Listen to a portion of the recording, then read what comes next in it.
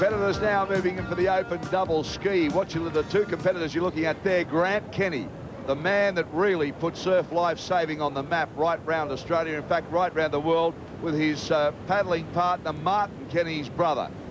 So one of the most famous names in surf life-saving. That goes back to his father too, Hayden Kenny, who was, of course, the first Ironman champion in this country.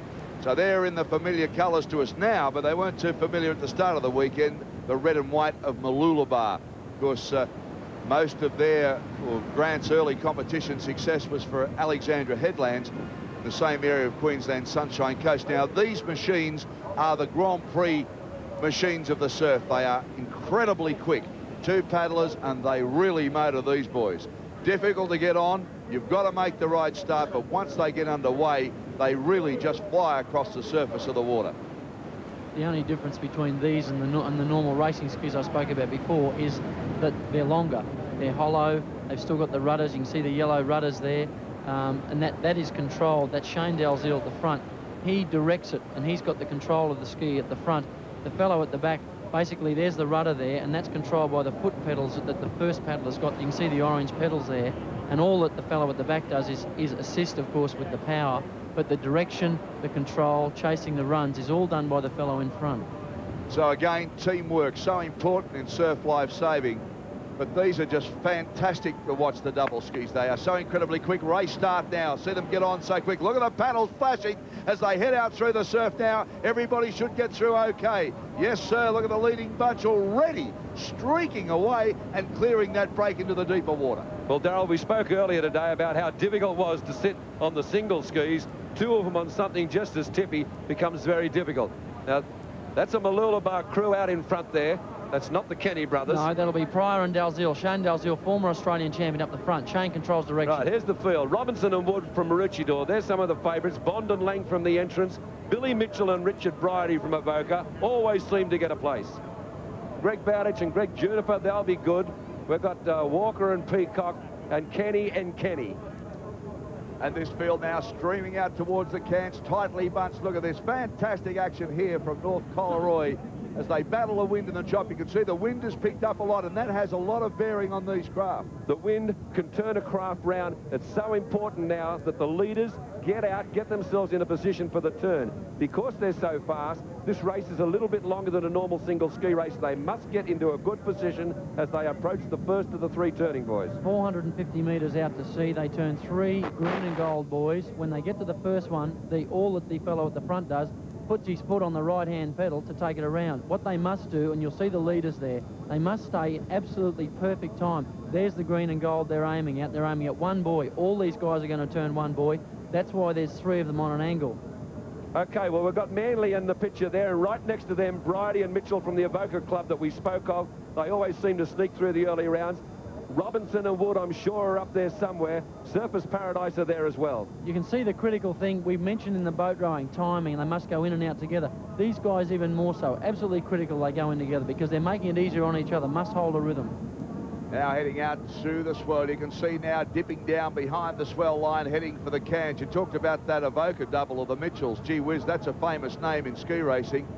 They've really racked up some championships over the years, but still in contention here. Look at the log jam round the can and watch them accelerate as they get this swell behind them heading back toward the beach. Flashing paddles everywhere. The difficulty too, Darryl, when they're going around the cans, the craft are so tippy and it's very easily to be knocked over because the swell's against them. Now you see the paddler there just had to check mark. Yeah, these are your winners. I guarantee, while I predict, Wood and Clint Robinson.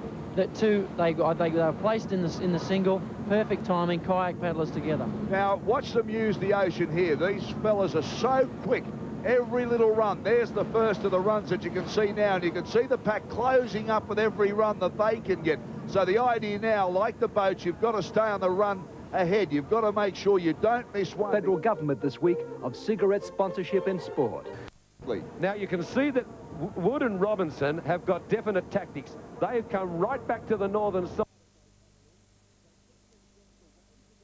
in on an angle to the beach. We want to finish in the middle of the area. They put on a spurt, left the others over there. No one can knock them off. They've got the best of the runs coming back on the angle to the beach. And that's what they're doing now. They've changed their angle now. You're quite right with that. They went very wide. Now you can see they're almost square onto the ocean.